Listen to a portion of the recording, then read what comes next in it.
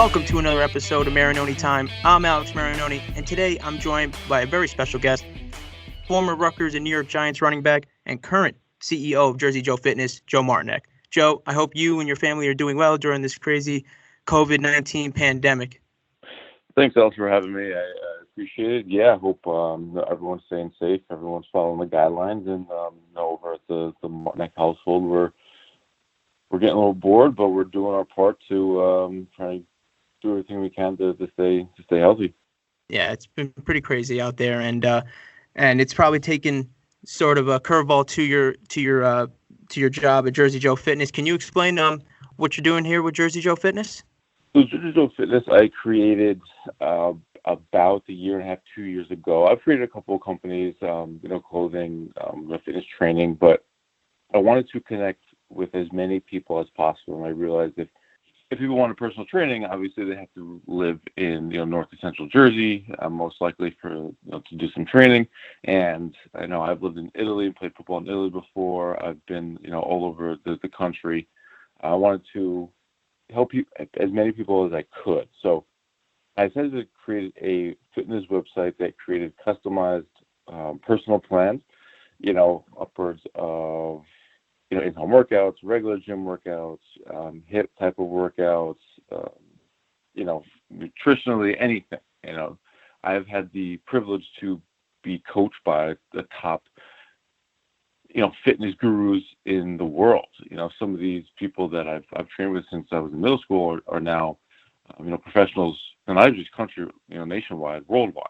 They're respected. So I wanted to help, again, as many people as possible. So I created this website to, lend my knowledge, to anyone that, wanted to live a healthier lifestyle. Yeah, checking out some of these videos, I love them, and it's exactly what you said there. It's very user friendly, and it seems like you don't have to be a world star athlete to keep up or anything like that. It's for everybody, like you said, and it just seemed very comfortable where people are kind of put off of getting in shape and eating right and doing the right things. This is a very easy way to kind of introduce them to that if they have never been introduced to it before. Right. I mean, no matter what level you are, I've written plans for someone getting ready to compete in bodybuilding, competitions. And I've also helped people who were, overweight that didn't really have equipment at home and, didn't feel comfortable going to the gym. So what they wanted to do is just, start slow and lose weight and just, again, live a healthier lifestyle, try to live the healthiest lifestyle they could. And they just come to me, and no matter if you're one end of the spectrum to the other, anywhere in between, that's what we do here is we take your situation, you let us know what you're looking for, and we work with you to help you as best as we can. Yeah, that's all great stuff. And guys, check it out. It's Jersey Joe Fitness. You can see him all over the internet, all of his videos on YouTube. But let's take it to your football career. One that I followed obviously very closely, like many people in New Jersey. I had the privilege of being on the sidelines and being part of the same team as you did your thing at Hopakon, breaking records, and then recruited to Rutgers. And with your recruitment to Rutgers, a big part of that was Greg Schiano. Now, obviously, Schiano comes back to Rutgers. How important is it that it's him and not just another big name, but it's Greg Schiano coming back to Rutgers as they've struggled so much in the Big Ten?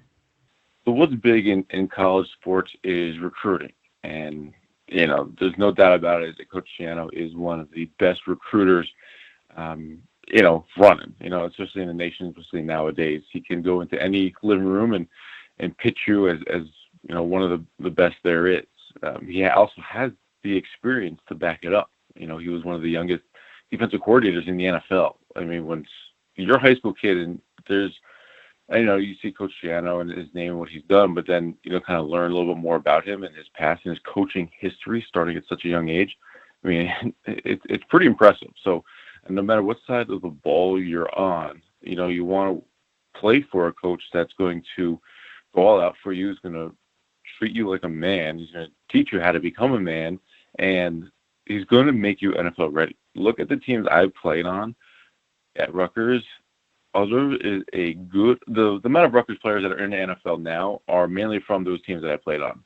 It's just the way his defenses are top notch. They are pro defenses. And as a running back going against the blitz packages in those defenses, I had to learn quickly how to pick up NFL blitzes, how the blocking schemes took on these NFL defenses, and it definitely helped me as an offensive player to get myself into the NFL ready.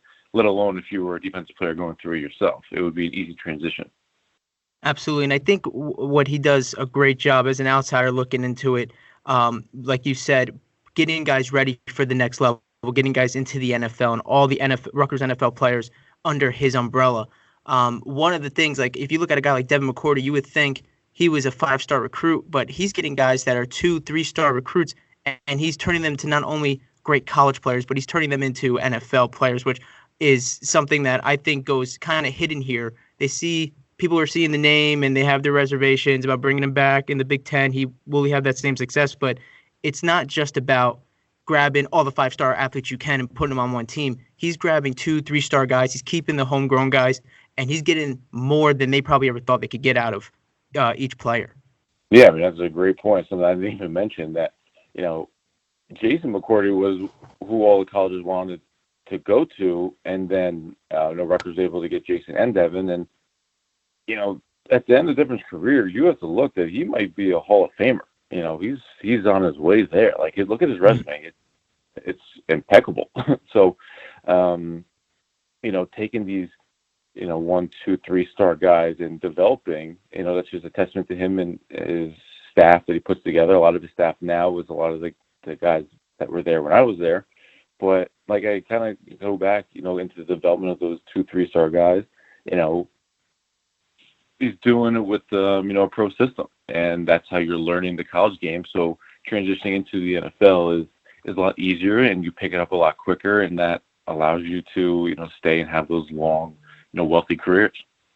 Absolutely. And in his press conference back to Rutgers this time around, one of the things you mentioned, that pro style system, and he was very quick with he was willing to say, I'm going to adjust if need be. He's going to bring his system and his way of doing things, and that absolute tenacious type of feeling that he brings, but he's willing to adjust based off of his players. And I think that's something that, especially with the way the NFL has been changing, where all these, it's a much more spread out type of offenses and much quicker and faster game and all these new rules, he looks like he's willing to adjust, which I think is huge, not being one of those old school guys who's just going to stick to his old school ways.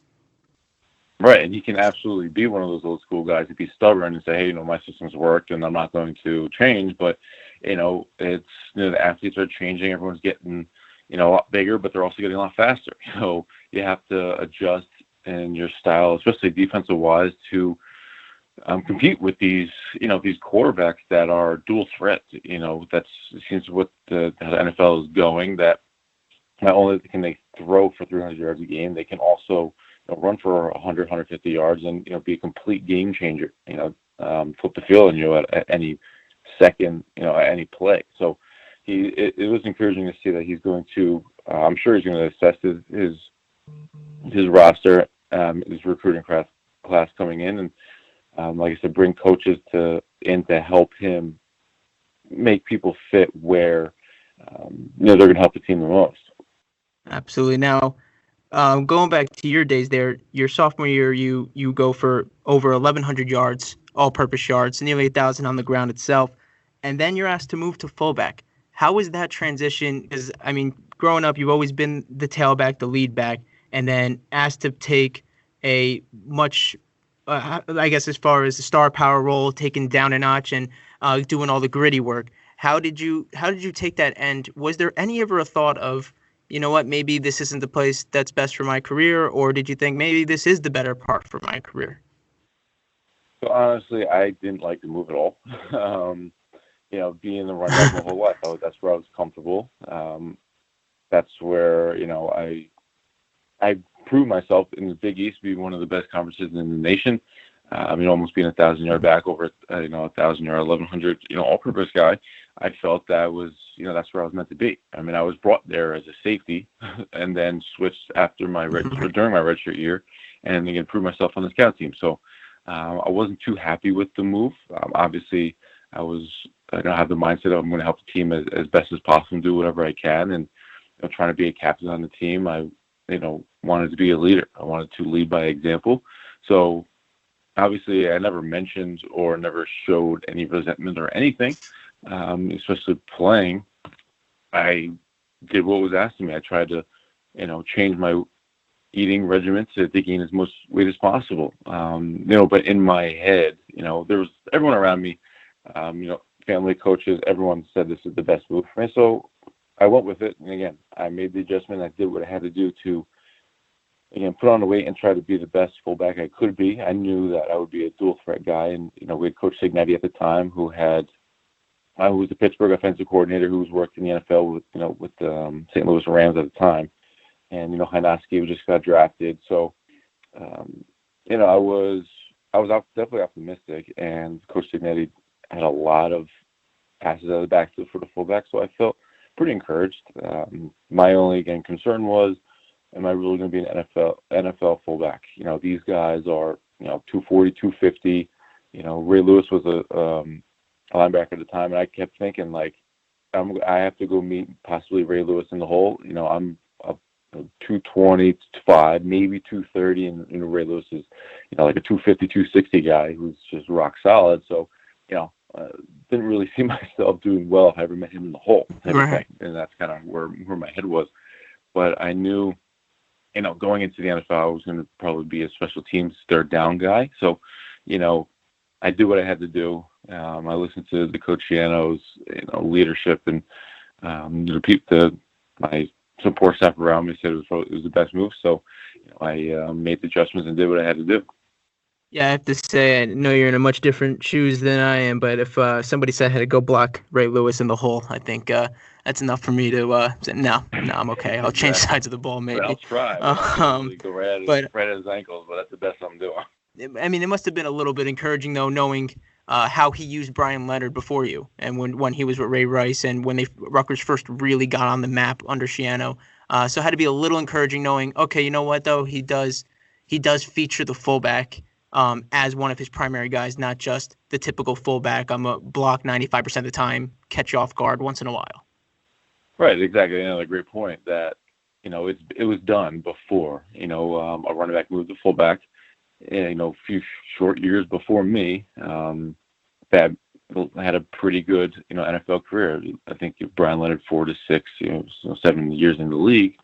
And, like I said, Hynoski with Cincinnati's system, the year before just got drafted or got signed by the Giants. So it was very encouraging. Again, in my head, I wasn't too keen on the move. I was curious to see how it was going to work out. But like we just mentioned, there was two great examples, very recent examples that where it did work. And knowing myself, I had no doubt that maybe this isn't. Running back wasn't the path for me, and this is. I'm confident in myself, confident in my abilities, my work ethic, that no matter where I'm put, I'm going to make it work. From there, though, you go undrafted, but you stay in Jersey, and you go to the Giants. How was that experience as far as the speed of the game and the adjustments that needed to be made? Did you feel that right away that I could hang with this, or was it like, wow, like I need to really, it's like almost square one again? Yeah, it was definitely, I guess, a good thing for me at the time just to stay close to home, stay close to family and friends. Everyone where we grew up is, a lot of them are huge, Giants fans. So it was definitely fun to stay close at home. I honestly did kind of wish it went somewhere warmer because this Jersey weather is a little crazy, getting hot and cold all the time as we're going through now. But Giants just coming off a crazy Super Bowl run and Super Bowl win. It was awesome. Everyone, the teammates there were unbelievable, so supportive. It was honestly, the locker room wasn't like what I thought it was going to be. Everyone was supportive, everyone was helping, and that's a testament to the Coach Coughlin and all the coaching staff, and the reason why they won a Super Bowl the year before. Mod Bradshaw, who had one of the best running backs at the time, and lend a helping hand. Anything I needed, he was there. Ask questions and anything. There's tons of guys like that. Deal, Eli, all those guys on the team. So It wasn't that, hey, I'm better than you. You're an undrafted guy. You're just gonna wait till you get cut and leave. They were there. We're all a team, and it was, have to say it was pretty fun. But knowing me, I wish I enjoyed it a little bit more, because in my head I knew, I'm a realist. I knew I was the low man on the totem pole. I had to work my butt off every single day, and any day could be my last. So I didn't really enjoy it as much as I could, or as much as I should have. But I look back and still have a lot of memories that were a lot of fun, funny days, especially in camp. But regarding the game wise, Schiano, again, the way he coaches, the way he groomed us in college, I was ready. It took me maybe a week, a couple of days, just to kind of get used to how Coach Coughlin does his things. In that aspect, I'm a little bit slower. I'm not usually a fast start guy, because I like to see how things are ran and see how things go and how the system works, and then I can hit a full speed. And that's probably not the best way to go about things, but I like to sit back and kind of see how things go and what I can do. So after that quick adjustment period, I felt I definitely belonged. I was doing well, especially in the special teams drills and such. And playbook wise, I had to memorize very, very quickly, very early. I may have not gotten a lot of opportunities to show that in camp, but my position coaches knew I was not going to make a mistake on the field. When you say that, as far as tough to get reps, and that was one thing, it was bittersweet, especially from everybody back home. Like, oh, Joe gets to stay home. He's going to be playing for the Giants. But it was bittersweet because it's like, well, they're loaded at running back, and even at fullback with Hinoski there, it was like, are the reps going to be there for him to show off enough and to show out enough? And it came down to week 3, preseason game, week 3 against the Jets, when you score your first career touchdown, and it was like everything kind of culminated in a way. It was like, there it is. Like, you got the reps to, and it was only that, it was like those couple of drives, but you did what you had to do with those drives. And personally, I was actually away from the TV at the time. I was not around anything, and I just got the update on my phone on ESPN. And just full disclosure, that was the coolest thing I've ever seen. ESPN update of Joe Martinek scoring a touchdown was unreal. But how was that drive against the Jets? How was that? What was the feeling going into it? Any nerves at all? And did you, when you scored the touchdown, what was that ultimate feeling? I mean, yeah, I actually have that the update. Someone sent it to me on the phone saved, so that's one of the pictures that I especially enjoy the most. But like I said, I knew the playbook. I didn't get a lot of reps, but for people who don't know that, obviously, as the preseason games go, the second, third, fourth stringers get a little bit more playing time. So, the first couple of games, I only got a few plays, a couple of special teams plays here and there. I think I caught a pass, in one of the 2 games. But that game against the Jets, I got, I think, 3, 4, maybe 5 drives. So it was good. I did well with pass blocking and the run game and everything. It was like just being back in college, be back in high school, and just playing football. It was fun again. You don't have to worry about, I might only get 1 or 2 plays here. This was like, all right, we're in the end of the third, beginning of the fourth. I know I'm in for the rest of the game, so it was fun just to kind of get in a groove and just get out there and perform. So yeah, I mean, like I said, I knew the playbook. I felt confident. I just needed my opportunity, and once I ran that, that route, saw that the linebacker blitzed instead of covering me, knew I was wide open, and I couldn't actually even see Paraloo, the quarterback at the time. I was just hoping that he saw me, saw the ball come out, caught it, and saw my clear path to the end zone. So I was going to get in no matter what.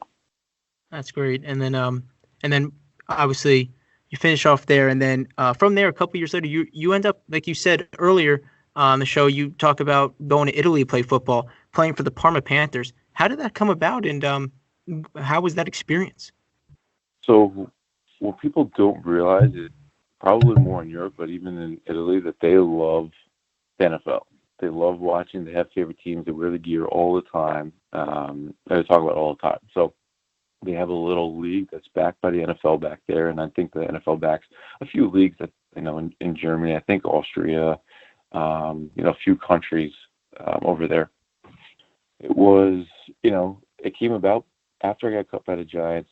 They emailed me, or they sent me a message on Facebook, like a month or two ago, the coach of Pocha. Interesting. At the time, I was still, a week, I was about a month or two out of the Giants, and I was still trying to get in the NFL. I had, told my agent I had no passion playing in the CFL or any other league because it was just, to me, unnecessary hits on my body. I don't want to be 35, 40 and, in a wheelchair or with a walker. Just football takes a lot of toll on you. Nowadays we're learning how it takes a toll on your brain. And, I was on the field when, Eric LeGrand broke his neck. So I was very, conscious of not taking unnecessary hits that, to make a few bucks here and there to, just go out and, play a game. So my goal was, NFL and nothing else. So the next, 2.5 years, I tried to, get back in the league, work with my trainer, agents, had a couple of team visits, and obviously nothing panned out. And then one day, getting ready to adjust to the real world, realizing the NFL is not going to work out, get another message from Coach Pocha on Facebook. It was about April. Their season starts in February and goes till July. Parma is a very historied franchise in Italy. They have the top championships in the IFL and league history. In the 90s, they were unstoppable, and the years before I got there, they were in the finals. I think 5 out of 6 years. I think winning it four of those 5 times. So they very, very well run program, very respected. They reached out to me to see if I wanted to play because every Italian football team is allowed 2 American players. Only one can be on the field at a time. That year, they decided not to come up with a championship, decided not to have an American player.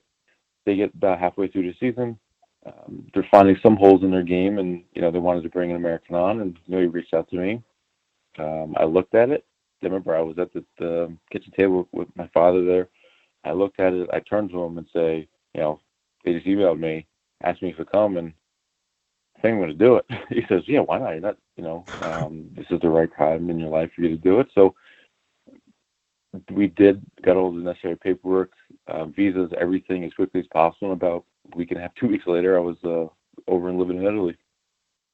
Wow, that's pretty crazy. And then halfway through the season, and it's interesting, the American role. That's very, very interesting, and that's not easy in America, doing that, going to play for another team while not playing for a couple months, and then going to Italy where it's not your first language and you don't know, outside of the family history or anything, just looking it up, you don't know anything about where you are, and to go and play, that must have been just really tough to adjust to right off the bat. Yeah, I mean, I didn't play for about 2-3 years, and I'll be honest, I'm not the biggest just get on a treadmill and run guy. So my conditioning wasn't great. And of course, the first week that I was there, it was about their hottest week they had in months. So the first game I was sucking wind a little bit, but eventually getting back into it. And it felt good to get back into just the football regimen, just working out and going to practice and just being in the locker room with the guys. So, but it was very different. I had to learn a lot what Parma was about and learn that's where Parmesan cheese comes from. So it was, food obviously was amazing. Luckily, my coach, Andrew Pocha, he was from Chicago. He did the same thing I did right out of college.